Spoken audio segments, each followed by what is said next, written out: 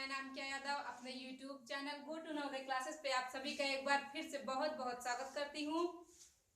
दोस्तों आज हम परसेंटेज चैप्टर का पार्ट 4 लेके आए हैं। दोस्तों इससे पहले हमने पार्ट 3, 2 और 1 को अपलोड किया है। सबसे पहले तो जो लोग हमारे इससे पहले की वीडियो को ना देखे हों वो जाके देख ले दोस्तों, वरना आपको पार्ट 4 को समझने में बहुत बड़ी दिक्कत आ सकती है। तो हम आपको कह रहे हैं आप हमारे चैनल पे जाके पार्ट 3 के वीडियो को जरूर देखिएगा और बाकी वीडियो को भी देख लीजिएगा। उससे होगा कि आपको पार्ट 4 में कोई भी दिक्कत नहीं आने वाली है। और साथ ही साथ हमारे इस वीडियो को पूरा वॉच करिएगा। हम आपको बहुत ही इंपॉर्टेंट सवालों को इस वीडियो में हल कराने वाले हैं परसेंटेज के, जिसमें सभी को प्रॉब्लम्स आती रहती है। दोस्तों मैथ के लिए बेसिक चैप्टर परसेंटेज है, इसलिए हम सबसे पहले इसे ही शुरू किए हैं, ठीक है। क्योंकि परसेंटेज से ही और भी बहुत से चैप्टर रिलेटिव आते हैं जिसमें परसेंटेज बहुत पूछा जाता है। तो सबसे पहले इसलिए हमने परसेंटेज लिया है। आज हम परसेंटेज का पार्ट 4 बताएंगे आप सभी को। तो आप हमारे साथ बने रहिए हमारे इस वीडियो में ताकि आपको ज्ञान प्राप्त हो। दोस्तों तो आइए अपने वीडियो को शुरू करते हैं। हम सबसे पहले आपको सवाल बताते हैं। दोस्तों हमारा पहला प्रश्न है जो ये है कि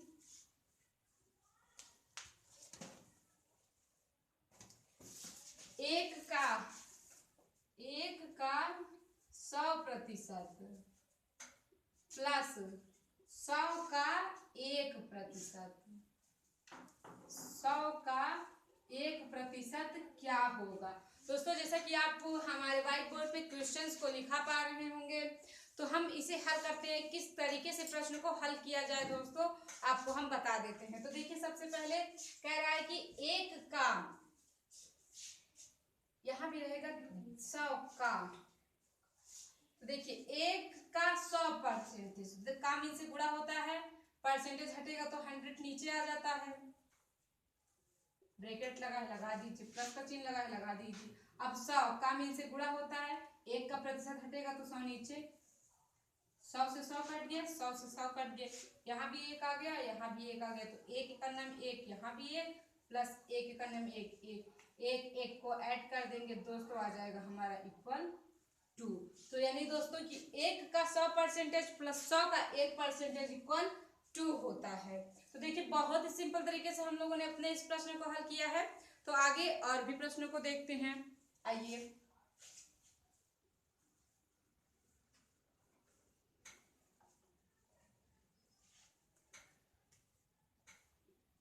हमारा सेकंड नंबर क्वेश्चन है दोस्तों कि 10 मीटर लंबी एक छड़ी को मापते समय 10 मीटर लंबी एक छड़ी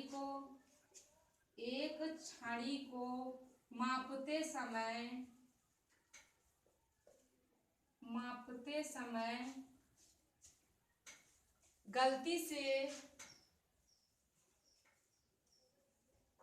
गलती से मैंने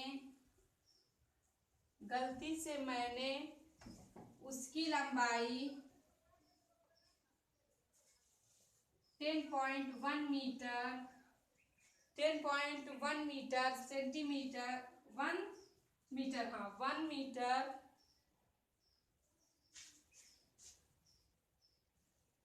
नापी।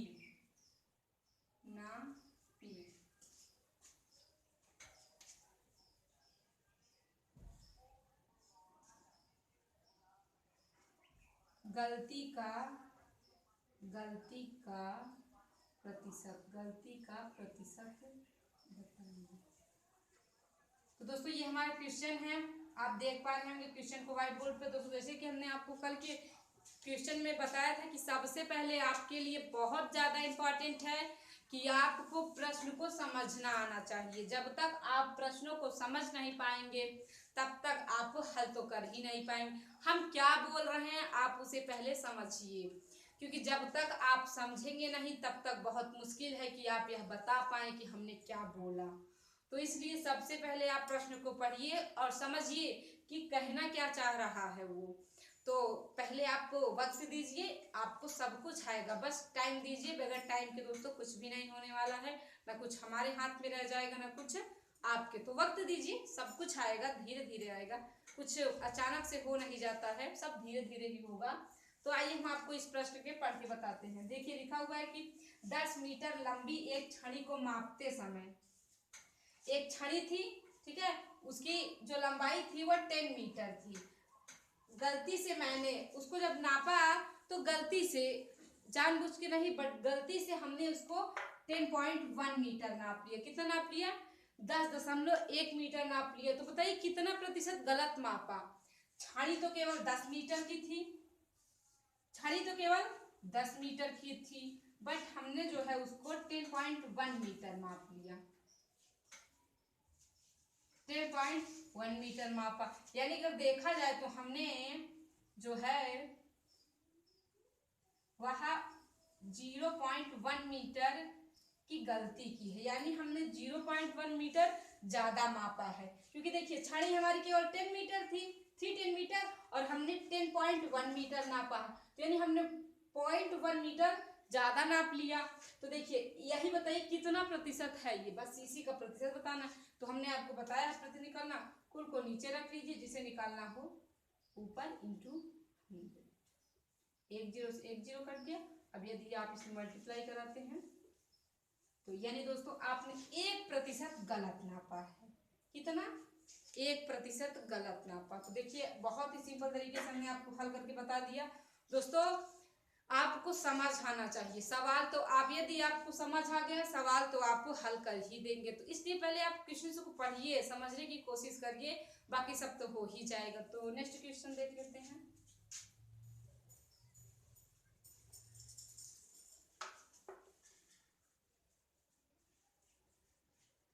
देखिए हमारा जो नेक्स्ट क्वेश्चन है वह है कि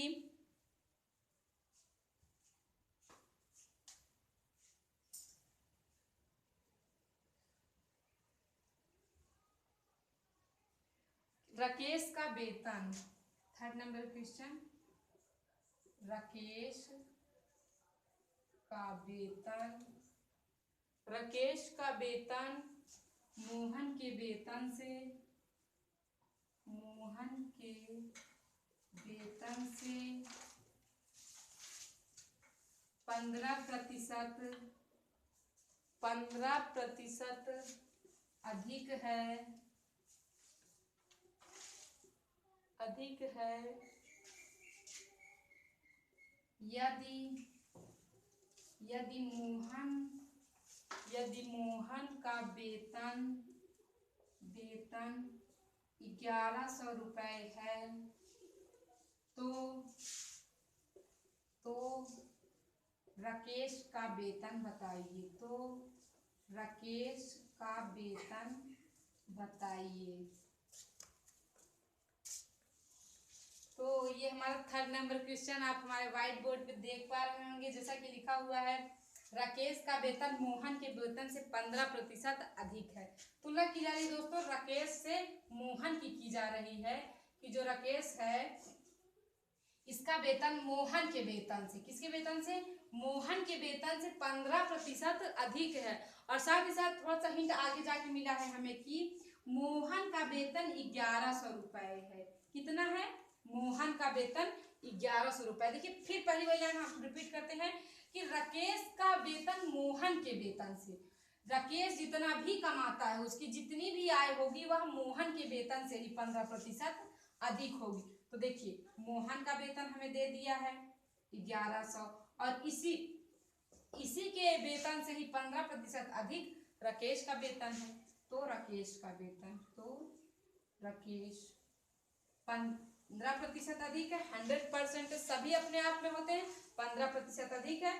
तो 100 में 15 जोड़ेंगे 115, परसेंटेज हटेगा नीचे 100। अब गुणा कर दीजिए, हमारा गुणा करने पे आएगा तो आप देख सकते हैं आया गुणा करने पे हमारा 1265 रुपीज। कितना आया? 1265 रुपीज। तो बहुत ही सिंपल तरीके से हमने इस प्रश्न को भी एक बार हम फिर से रिपीट करने की कोशिश करते हैं कि राकेश का वेतन मोहन के वेतन से 15% अधिक है। तो यानी राकेश का वेतन मोहन के वेतन से 15% अधिक है, और हमें मोहन का वेतन बता रखा है। राकेश का सिंपल तरीके से हम लोग निकाल लेंगे, क्योंकि जो राकेश है उसकी तुलना तो मोहन से की जा रही थी। ठीक है, तो बहुत ही सिंपल तरीके से हम लोगों ने प्रश्नों को अपने हल कर लिया है। आइए नेक्स्ट क्वेश्चन को देखते हैं।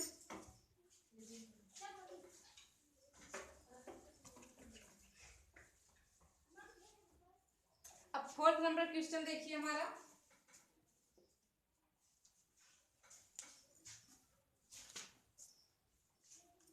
एक सौ 145% बराबर है। बहुत ही सिंपल क्वेश्चन है, कुछ खास इसमें बताने की जरूरत नहीं है।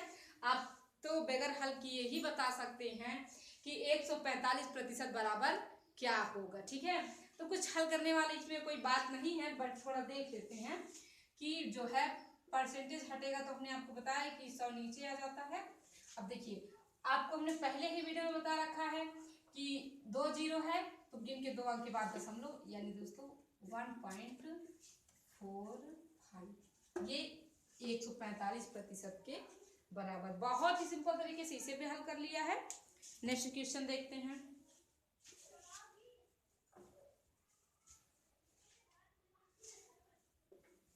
फिफ्थ नंबर क्वेश्चन हमारा देखिए, वह ये है कि प्रकृत संख्याओं में, किसमें दोस्तों, प्रकृत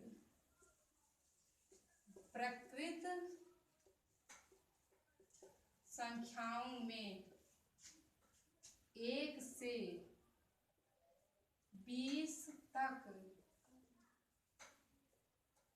अभाज्य संख्याओं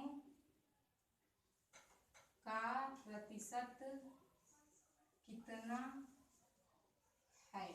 तो दोस्तों आप क्वेश्चन को देख पा रहे होंगे, लिखा हुआ है कि प्रकृत संख्याओं में 1 से 20 तक आभाज्य संख्याओं का प्रतिशत कितना है। तो अब बात ये फंसती है कि सबसे पहले प्रकृत संख्या क्या होती है। I am right. तो पहले आप ये जान लीजिए कि प्रकृत संख्या होती क्या है, आखिरकार ये है क्या।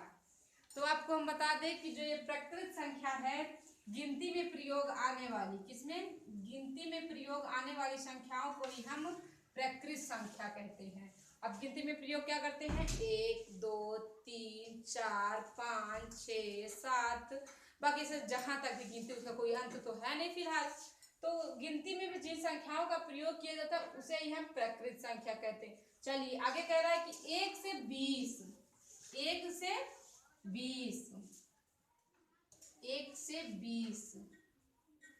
तक अभाज्य संख्या। अब आती है कि अभाज्य संख्या क्या है। ठीक है, तो अब देख लीजिए, आपको हम ये भी बता देते हैं अभाज्य संख्या।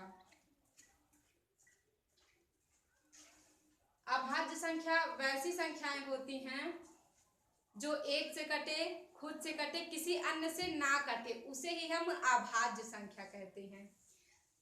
फिर से बता देते हैं, एक से कटे, खुद से कटे, किसी अन्य से ना कटे, तो उसे हम अभाज्य संख्या कहते हैं। ठीक है, हमने आपको अभाज्य बता दिया, प्रकृत बता दिया। अब प्रश्न को हल कर लेते हैं। तो देखिए 1 से 20 कह रहा था, तो पहले हम आपको 1 से 20 तक गिनती लिख देते हैं।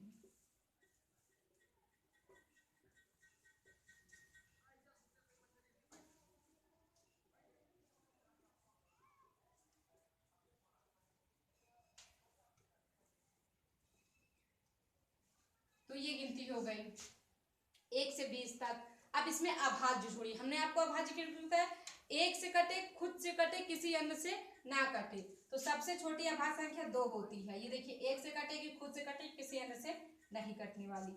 उसके बाद 3 में भी ऐसा अप्लाई होगा, 5 में भी होगा, 7 में भी होगा, इधर नहीं होने वाला, 11 में होगा, 13 में होगा, 17 में होगा, 19 में होगा। तो देखिए कितनी संख्या हो गई, 1 2 3 4 5 6 7 8, यानी 8 संख्याएं हैं। टोटल कितनी संख्याएं थी, पूरा यदि पूरा ले लीजिए तो पूरी 20 संख्याएं हैं। कुल मिला के पूरी 20 संख्याएं हैं, और 20 में 8 जो है यह अभाज्य है। क्या है, अभाज्य है। तो हमसे यही पूछ रहा है कितने प्रतिशत अभाज्य है। तो कुल को नीचे रख लीजिए, जिसे निकालना हो ऊपर, इंटू 100, 20 पंजे 100, 8 पंजे 40। यानी दोस्तों 40% 1 से 20 तक के संख्याओं में अभाज्य संख्याएं भरी पड़ी हैं। बाकी जो बचा वह भाज्य है और साथ ही साथ सम विषम भी हैं।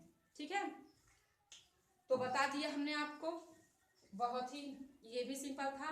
आज के अपने इस वीडियो में हमने आपको कुल 5 प्रश्नों को हल कराया है और साथ ही साथ सभी पे बहुत ही अच्छे उनके बारे में बताया भी है। हमने आपको पहले ही बताया था कि ज़्यादा पढ़ने में बड़काई नहीं है, पढ़िए इतना जितना कि समझ आ जाए, खाइए इतना जितना कि पच जाए, वरना आप जानते हैं ज़्यादा खाएंगे तो पेट तो दर्द होगा ही होगा। तो अभी इतना पढ़िए जितना समझ आए, तो हमने आपको बता दिया है।